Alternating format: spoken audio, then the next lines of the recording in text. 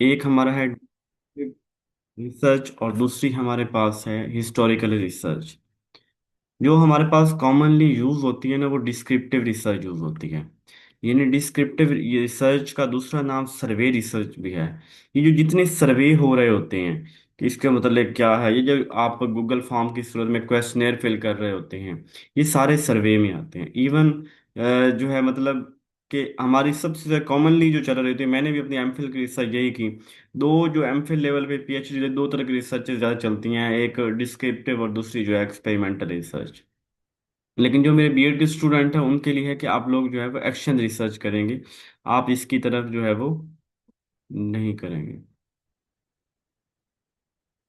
आवाज नहीं आ रही इस सबको?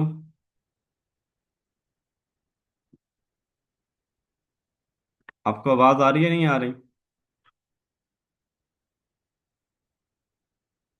ओके, पहले आपने मेंशन किया कि आवाज नहीं आ रही। अच्छा, क्वांटिटेटिव रिसर्च है। लेकिन आजकल जो है डिस्क्रिप्टिव रिसर्च जो है ना, ये मिक्स्ड रिसर्च के तौर पे भी आती है। यानी हम उसके अंदर क्वांटिटेटिव प्लस क्वालिटेटिव कर रहे होते हैं। जैसे मैं बताऊं कि अगर आपने किसी स्कूल के टीचर से डाटा लेना है, तो टीचर से जो डाटा लेंगे वो तो क्वांटिटेटिव होगा, आप उनसे सर्वे कर। लेकिन जो अगर आपने वहाँ पे प्रिंसिपल से या हेडमास्टर से डाटा लेना है, तो उससे आपको उसका इंटरव्यू लेना पड़ेगा। ठीक है, तो वो क्वालिटेटिव के अंदर आ जाए, जहाँ पे हमारी बात गुफ्तगू के अंदर हो रही होती है, और वो चीज़ें जो मतलब ओपन एंडेड होती हैं। जैसे शॉर्ट एंडेड, आपको पता है, क्लोज एंडेड जो होती हैं वो होते हैं कि जैसे कोई सिर्फ पॉइंट्स की सूरत में यस नो, या कोई एक वर्ड की सूरत में आंसर होना। लेकिन जहाँ पे थोड़ी डिटेल ओपिनियन वगैरह या डिटेल बात हो, तो वो क्वालिटेटिव रिसर्च के अंदर आते हैं। क्वालिटेटिव प्लस क्वांटिटेटिव आजकल ये हो रही है, डिस्क्रिप्टिव रिसर्च हो रही है।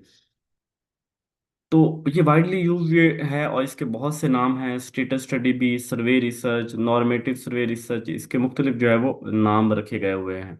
बेसिकली जो करंट इश्यूज होते हैं ना, करंट फिनोमेना, उसके ऊपर ये रिसर्च होती है। करंट की लिटरेसी रेट कम क्यों है, टैक्स इतना क्यों बढ़ गया है, सैलरीज क्यों नहीं बढ़ी, टीचर अच्छा परफॉर्म क्यों नहीं कर रहे। तो इस तरह के जो करंट इश्यूज के ऊपर जो क्वेश्चंस, जो रिसर्च होती है, उसे हम डिस्क्रिप्टिव के अंदर कहते हैं। तो एजुकेशन के प्रॉब्लम्स हो, एग्जिस्टिंग किसी चीज़ का स्टेटस देखना हो, बिलीफ, एटीट्यूड, ट्रेंड्स देखने हो कि भाई आजकल कौन सा ट्रेंड चल रहा है, process and efforts in education phenomena. तो एजुकेशन के अंदर क्या कैसा प्रोसेस चल रहा है, क्या फिनोमेना, क्या एफर्ट्स हो रही हैं, ये करंट जो इश्यूज होते हैं उनके ऊपर ये रिसर्च होती है। It answer what and why, ये व्हाट एंड व्हाई की बात करती है। क्या, कौन, ठीक है, क्या, क्यों, यानी ये ऐसा क्यों है, ये क्यों हो रहा है, ये कम क्यों है, ये इसमें क्या है। ठीक है, इसके अंदर वेरिएबल्स का कोई हमें कंट्रोल करने की जरूरत नहीं होती कि भाई जैसे एक्सपेरिमेंटल में होता है कि एक को हम संभाल के रखें और दूसरे को। ये नहीं होता, यानी एक को ट्रेडिशनल वे से डील करना और दूसरे को स्पेशल तरीके से डील करना, ऐसा नहीं है।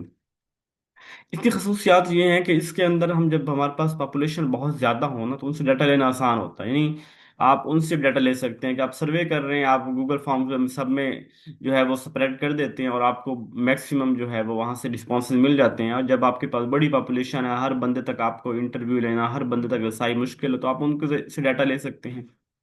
जो प्रेजेंट स्टेट है किसी चीज की, उसके बारे में जानते हैं। Deal general population rather individual, general population की बात करें इंडिविजुअल की बजाय ना, अब आ रही है क्योंकि सर्वे कर रहे हैं और पूरी पूरी आवाम, पूरी पब्लिक, सभी की हम राय उन सबसे ले रहे हैं। तो ये किसी इंडिविजुअल के ऊपर नहीं है। इंटरव्यू तो समटाइम इंडिविजुअलाइजेशन उसके अंदर होती है, लेकिन ये जनरल होती है। डिस्क्रिप्शन ऑफ इवेंट और रिलेशनशिप अमंग इवेंट्स, इवेंट्स का, वाकयात का आपस में क्या रिलेशन है, या उसकी डिस्क्रिप्शन।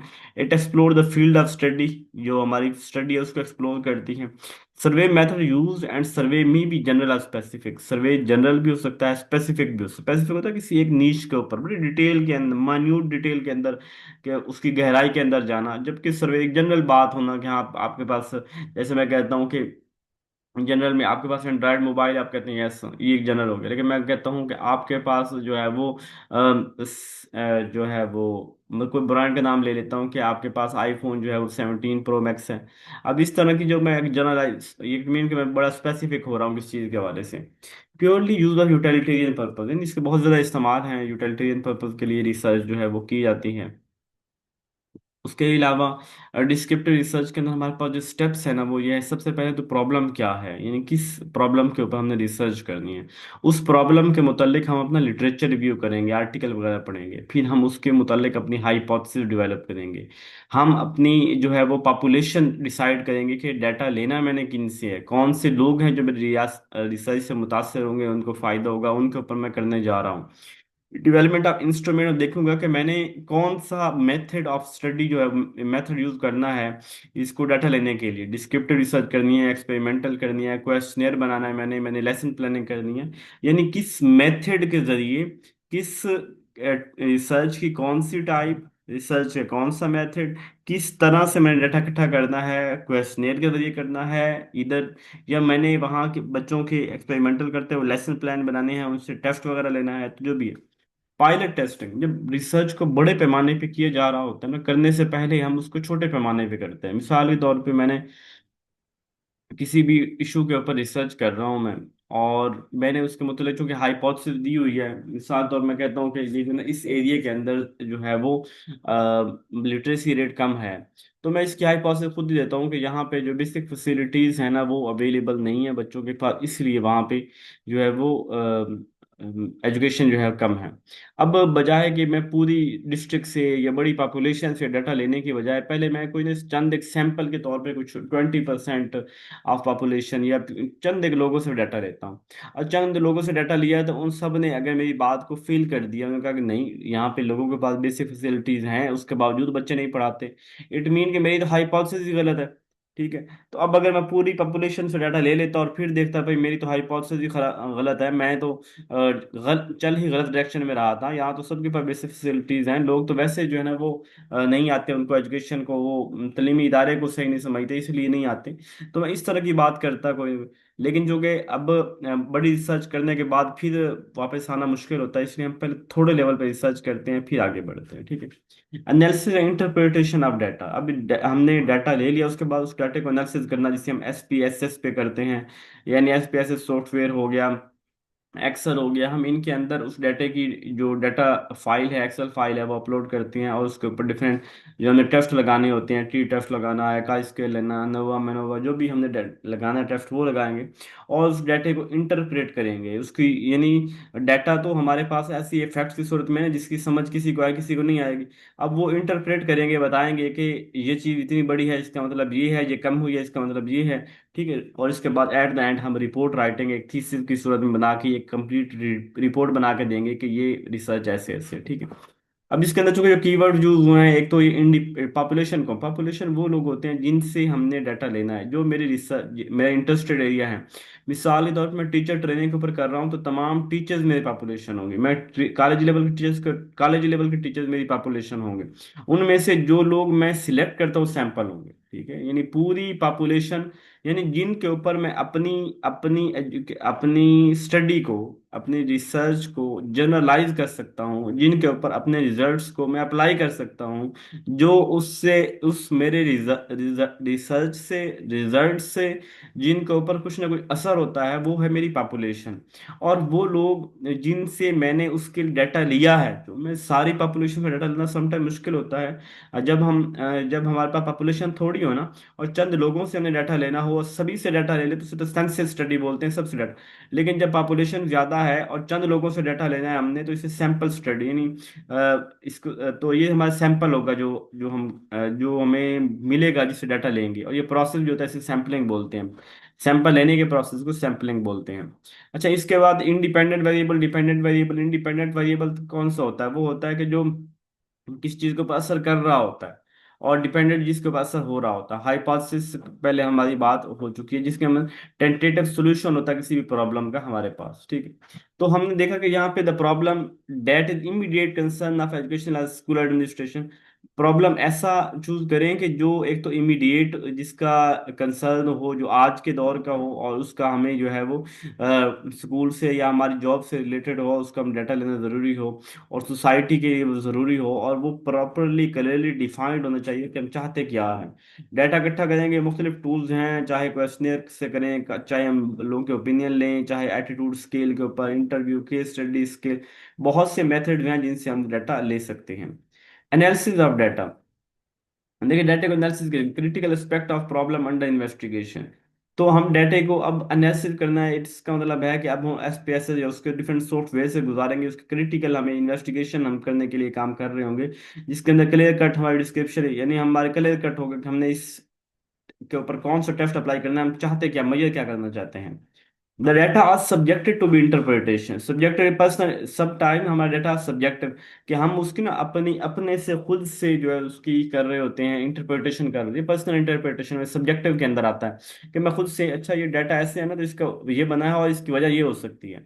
लेकिन फैक्चुअल लोगों को सिर्फ टू द पॉइंट, यानी मुझे पता चला है कि 8 में से 10 लोगों ने जो है वो 10 में से 8 लोगों ने किया है, तो मैं कहूँगा कि ये जो है ना ये लोग मेरे हाइपोथेसिस के अकॉर्डिंग, इसके अकॉर्डिंग ठीक चल रहे हैं कि इन्होंने 8% या 8 लोगों ने आउट ऑफ 10 ये वाली बात की है। तो फैक्चुअल जो फैक्ट्स के ऊपर होती है, और पर्सनल जिसके अंदर हमारी अपनी ओपिनियन राय शामिल होती है। Comparative interpretation, scientific objective comparative with, compare with the other external criteria, जहाँ पे हम ना दूसरे लोगों ने क्या किया उसके साथ कंपैरिजन कर रहे होते हैं, उसने कैसे मेजर किया है और मैं कैसे मेजर कर रहा हूँ, इस तरह हम कर रहे होते हैं। और रिपोर्ट जो होती है ये हमारा बिल्कुल थीसिस की तरह होती है। ये रिपोर्ट हमने एट द एंड एक टॉपिक पढ़ना भी है कि थीसिस कैसे लिखते हैं।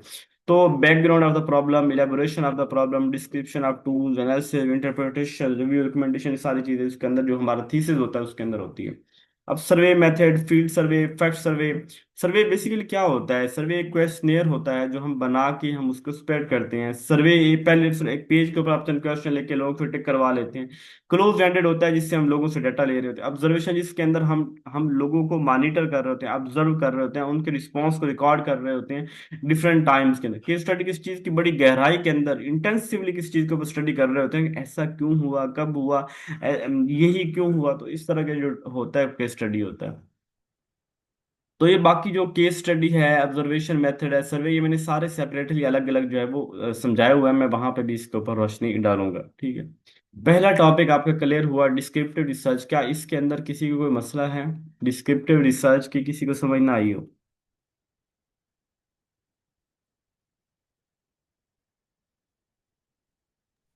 सर इसमें एक बात आ रही है, ये इंटरप्रिटेशन ऑफ डाटा ये क्या चीज होती है, इसकी सही वजाहत कर दें, समझ नहीं आई सर इसमें।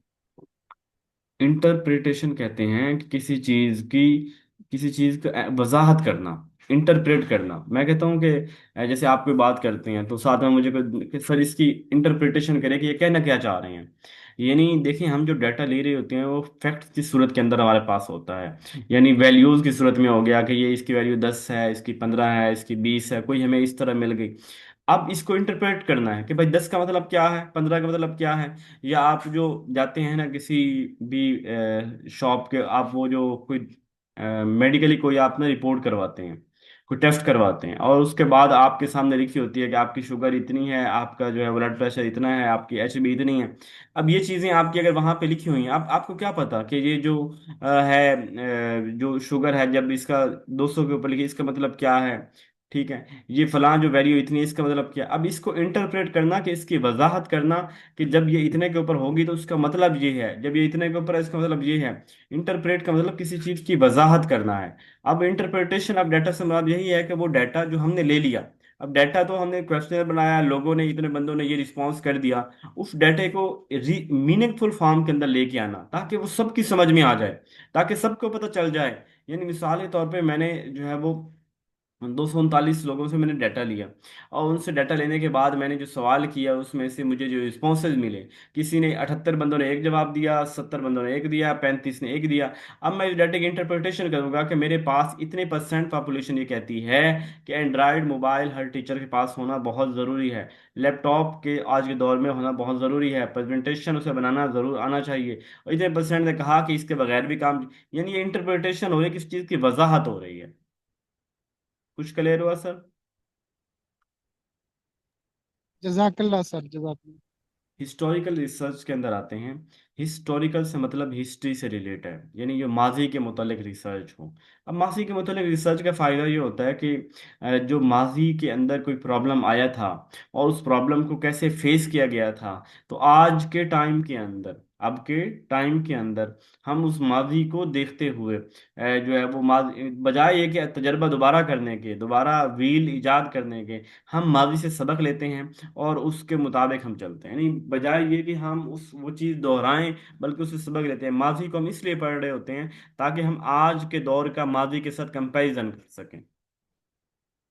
ये रिसर्च जो है वो क्वालिटेटिव रिसर्च है, ठीक है। माजी के अंदर चूंकि वो फैक्ट बेस्ड नहीं होती, ये जो है वो historical research involve study and understanding experience past event, माजी के मुतालिक करती है। Is not is to arrive at conclusion concerning cause, क्या वजह क्या बनी थी, इसका इफेक्ट क्या हुआ था, ट्रेंड्स क्या थे पास्ट के अंदर, चीजें कैसे पास्ट के अंदर चल रही थी, कैसे इवेंट्स हो रहे थे, कैसे जो है, और उसकी बुनियाद पे हम माजी के फैसलों की बुनियाद पे हम जो फ्यूचर की मतलब एंटिसिपेट कर सकते हैं कि माजी के अंदर ये हुआ था, उसके नतीजे ये निकले थे। वर्ल्ड वार 1 हुई थी, 2 हुई थी, उसके बाद इतना कुछ हमने लॉस किया था, दुनिया के अंदर ये तब्दीलियां आई थी, वर्ल्ड ऑर्डर चेंज हुआ। अब अगर वर्ल्ड वार 3 शुरू हो गई तो उसके बाद फिर दुनिया का वर्ल्ड ऑर्डर चेंज होगा, तो वो वर्ल्ड ऑर्डर कैसे चेंज होगा, क्या क्या तब्दीलियां हो सकती हैं, कौन सा मुल्क किसके ऊपर कब्जा कर सकता है, कौन किसको कितना नुकसान हो सकता है। अब ये माजी की चीज़ों को देखते हुए हम इंटरप्रेट कर रहे होते हैं, यानी हम एंटिसिपेट कर रहे होते हैं इस हवाले से। First study of curriculum in Muslim institution of Mughal, हम ये कहते हैं मुगल दौर के अंदर जो करिकुलम था वो ये था, और उस वक्त के लोग इतने काबिल थे। अब वाला करिकुलम जो है हम उसके साथ कंपैरिजन कर रहे होते हैं, ठीक है। तो माजी की चीज़ के मुतल्लिक करना। अब इसके अंदर हमारे पास,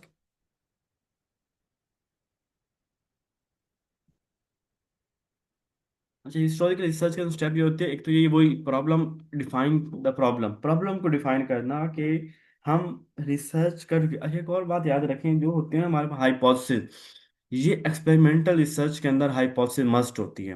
बाकी जो रिसर्चेज होती हैं ना, उसके अंदर हाइपोथेसिस दें दे तो इशू कोई नहीं है, हाइपोथेसिस ना दे तो काम तब भी चल जाता है। हाइपोथेसिस मतलब एक चीज़ का सोल्यूशन बताते हैं कि ऐसा करने से ये फायदा होगा। अब ये मतलब इस तरह की बात जो करते हैं एक्सपेरिमेंटल के अंदर ये होती है कि फलां मेथड ऑफ टीचिंग यूज करेंगे तो उससे बच्चों की परफॉर्मेंस, ये हाइपोथेसिस है। लेकिन जहाँ सिर्फ प्रॉब्लम की बात की जा रही है, उसका आपस के अंदर ये रिलेशन बताया जा रहा हो कि इसके करने से ये वाली तब्दीलियां आ जाएंगी फलां, इस तरह की बात नहीं, सिर्फ एक प्रॉब्लम बता रहे हैं कि प्रॉब्लम हमारे पास जो है वो करंट जो लिटरेसी रेट है वो हमारे पास एक प्रॉब्लम है। जब इस तरह के ऊपर बात हो रही थी तो ये एक historical research, collection of data. अब इसके अंदर जो डाटा हम लेते हैं ना वो दो तरह से होता है, यानी ये वो सर्वे वाली उस तरह की रिसर्च नहीं है। डाटा इसमें दो तरह से, एक होता है प्राइमरी डेटा सोर्स और एक होता है सेकेंडरी सोर्स। प्राइमरी सोर्स वो होता है कि जो डायरेक्ट आई विटनेस होता है। चलिए आगे हम बात करते हैं इसके ऊपर। एनालिसिस ऑफ डाटा, डाटा का एनालिसिस, एक्सटर्नल क्रिटिसिज्म, इंटर। जब डाटा का एनालिसिस करते हैं ना तो वो वहां तो टेस्ट लगाते थे, यहाँ भी दो चीजें देखते हैं कि इसके ऊपर एक्सटर्नल क्रिटिसिज्म क्या है, इंटरनल क्रिटिसिज्म क्या है। आपको ये भी याद रखना चाहिए कि क्रिटिसिज्म किस रिसर्च के अंदर होता है। फिर हम कंक्लूजन करते हैं, एट द रिपोर्ट राइटिंग करते हैं, हम वन बाय वन एक एक चीज को देखते हैं। प्रॉब्लम हम आपका क्लियर होना चाहिए, वन और मोर हाइपोथेसिस अगेंस्ट दैट प्रॉब्लम, जो आपका प्रॉब्लम हो उसके मतलब आपके पास हाइपोथेसिस होनी चाहिए कि जब ऐसा होगा तो फिर क्या होगा। अगर वर्ल्ड वार 3 हो गई तो उससे एक वास्ट लेवल पे डिवास्टेशन होगी दुनिया के अंदर। अब ये वाली जो बात इस तरह करेंगे, hypothesis they, problem should not broadly state and insufficient. अब ये वाली जो मैंने पहले बात की कि एक बड़ी वास्ट डिस्ट्रिक्शन होगी, तो ये वाली बात जो है ये अनक्लियर है, ये हाइपोथेसिस अनक्लियर है और ये बड़ी ब्रॉडर है, और ये कोई हाँ, अगर मैं कहता हूँ कि इसकी बुनियाद पे कोई 5 करोड़ के लोग, ये एक बड़ी हो जाएगी। एग्जैक्टली बात करते हैं कि इसकी बुनियाद पे फलां वीक मुल्क जो है वो सफाइस्ती से मिट जाएगा, यानी कोई छोटा सा नैरो करके उसको लेके आना होता है हमने। तो अपने प्रॉब्लम में हमें बड़ा क्लियर होना चाहिए, और प्रॉपर ब्रॉडली स्टेट नहीं होना चाहिए, बल्कि एक नैरो एक स्पेसिफिक स्टेटमेंट होना चाहिए कि अगर ऐसा होगा तो ऐसा हो जाएगा। इसके बाद डाटा कलेक्शन, हमारे पास दो सोर्सेज हैं। पहला प्राइमरी, प्राइमरी होता है आई विटनेस। देखिए मैं ना कायदे आजम के ऊपर रिसर्च कर रहा हूँ। तो कायदे आजम जिस घर में रहते थे, जियारत, मतलब उधर क्वेटा के, अब मैं वहां जाता हूँ जियारत के अंदर, उनके घर जाता हूँ, और उस घर को मैं हर चीज़ खुद देखता हूँ कि कायदे आजम के इस्तेमाल में ये चीज़ थी, ये थी, इससे मुझे ये पता चलता है कि ये शख्स इतना नफीस था, इसकी ये थी जिंदगी कैसी गुजर। अब ये वाली चीज जो है वो आई विटनेस हूँ मैं उस चीज का, इट मीन मैं प्राइमरी सोर्स हूँ कि मैंने वो चीज जो कहते जब रहता था मैंने खुद देखा है। या कायदे आजम ने एक किताब लिखी, मैं उस किताब को मैंने खुद पढ़ा है, उस किताब कायदे आजम के लिखे हुए अल्फाजों को मैंने खुद पढ़ा है, मैं प्राइमरी विटनेस हूँ कि कायदे आजम ने किताब में ये लिखा। कायदे आजम के कपड़े कैसे, मैंने खुद कायदे आजम के कपड़े देखे हैं, तो ये वाली यानी वो चीज जिसका मैं एक्चुअल ऑब्जर्वर हूँ, जिसको मैंने खुद देखा है, वो प्राइमरी होता है। जिसके अंदर हमारे पास क्या आता है कि वो डॉक्यूमेंट्स जो कायदे आज़म से मुल्क है कि उसने खुद लिखा है, कोई कॉन्स्टिट्यूशन है जो जैसे पाकिस्तान का कायदे आज़म की बात है। अब कॉन्स्टिट्यूशन ऑफ 1973 की बात करता हूँ तो मैंने उसको खुद पढ़ा है।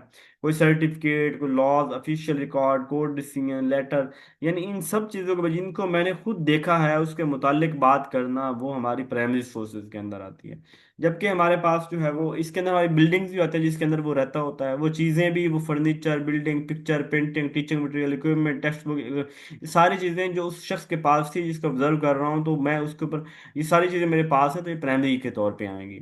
Oral spoken account of witness, उसकी जो स्पोकन उसकी जो गुफ्तगू है वो मेरे पास है, ठीक है। इंटरव्यू आफ्टर उसके टीचर्स के इंटरव्यू हैं, यानी जो डायरेक्ट उससे मुंसलिक चीज़ें हैं वो डायरेक्ट मेरे पास हैं, कोई थर्ड सोर्स दरम्यान में, कोई सेकंड पर्सन दरम्यान में नहीं है।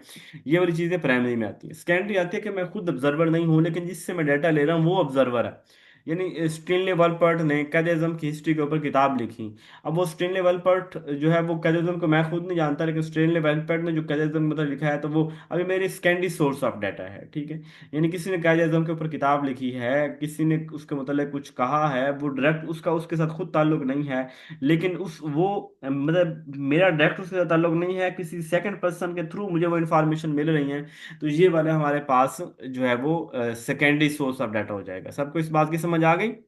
प्राइमरी सोर्स और सेकेंडरी सोर्स की समझ आ गई है सबको?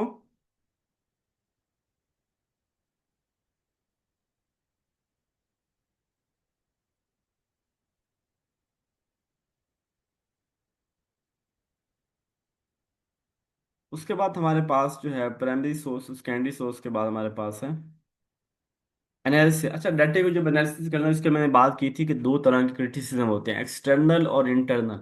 एक्सटर्नल कहते हैं जाहिर को, बाहर की दुनिया को, ठीक है, जिस्मानी और आउटसाइड, ठीक है।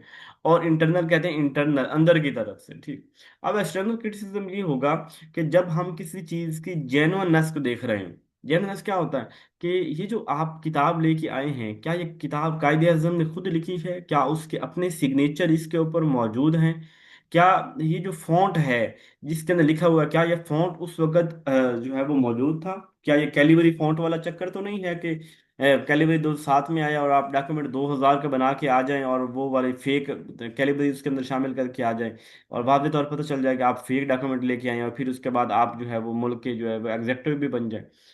अच्छा, तो क्या आप एक्सटर्नल तो मतलब एक्सटर्नल चीज़ों को देखना, क्या ये सिग्नेचर उसी की हैं, क्या ये वही, क्या स्पेलिंग उसी की है, क्या हैंड राइटिंग उसी की है, क्या ये लैंग्वेज वही है जो वो बोलते थे वो अपने। तो जहाँ पे हम चीज़ों का एक फिजिकली केमिकली टेस्ट कर रहे होते हैं, क्या ये इतनी कदीम है, क्या ये इतने साल पुरानी चीज़ है, क्या वाकई ये बाद में रेनोवेट तो नहीं, यानी आप एक नया किला बना लें और कहें कि ये किला जो है ना फलां बादशाह का है, जैसे दरबार होते हैं, दरबार बना लिए जाए फलां इतना पुराना दरबार। तो अब ये जो चीज़ें हैं इसको हम टेक्नोलॉजी की वजह से ये देखते हैं कि क्या वो चीज़ अब की है, उस वक्त की है, जेन्युइन है, बिल्कुल उसी बंदे ने ये किया था, उसी से रिलेट करती है, इसके अंदर दो नंबरी तो नहीं है। तो ये होती है हमें एक्सटर्नल क्रिटिसिज्म।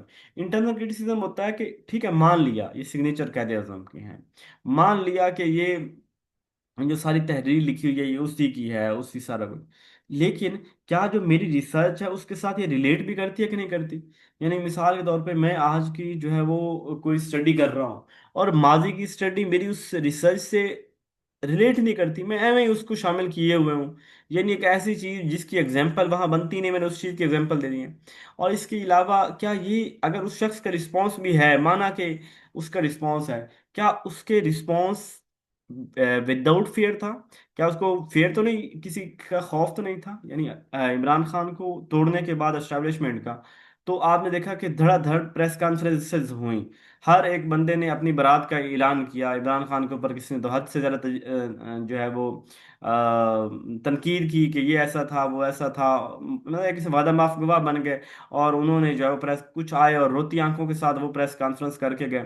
अब ये देखना था कि ये जो प्रेस कॉन्फ्रेंसेस हो रही हैं, जो एस्टेब्लिशमेंट इमरान खान के खिलाफ प्रेस कॉन्फ्रेंसेस करवा रही है, क्या ये प्रेस कॉन्फ्रेंसेस जो हैं वो जेन्युइन है? क्या ये उन्होंने खुद की हैं या क्या ये खौफ के ऊपर मबनी थी? ठीक है। तो अब ये वाली चीज इंटरनल क्रिटिसिज्म में आता है। ये क्या आता है, इंटरनल क्रिटिसिज्म क्या आता है कि फलां फलां लोग छोड़ गए उसको, तो वो छोड़ जाने वाले मजबूर थे या उन्होंने दिल से छोड़ा है, कि वाकई वो उन्हें बाद में एहसास हुआ कि जैसे इमरान खान को बाद में एहसास हुआ कि एस्टैब्लिशमेंट ठीक नहीं है, पहले वो उसकी सारी सब कुछ उन्हीं की मानता रहा और उनके नाम पे जो है वो जो सब कुछ करता रहा, उनकी वजह से करता रहा, बाद में कहता रहा मुझसे इन्होंने करवाया। अब क्या ये प्रेस कॉन्फ्रेंस जो है करने वाले खुद से कर रहे हैं, कि या जो है इनको डरा के करवाया जा रहा है?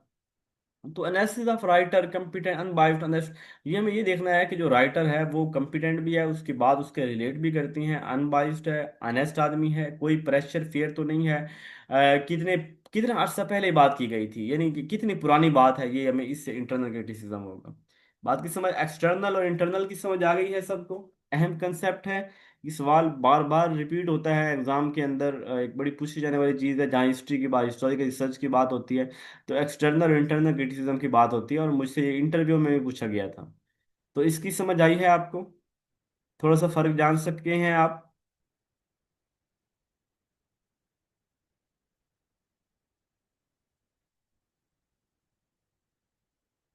खामोश हैं, कुछ बोल भी लें। एक्सटर्नल क्रिटिसिज्म और इंटरनल क्रिटिसिज्म की आपको समझ आ गई है?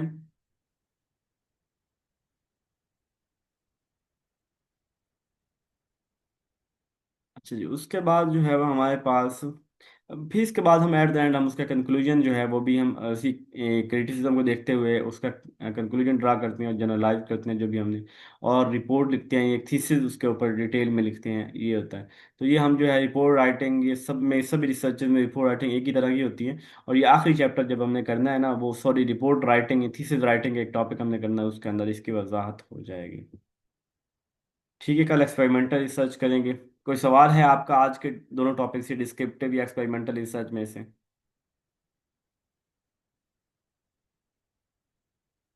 ओके, अपना ख्याल रखिएगा, दुआओं में याद रखिएगा।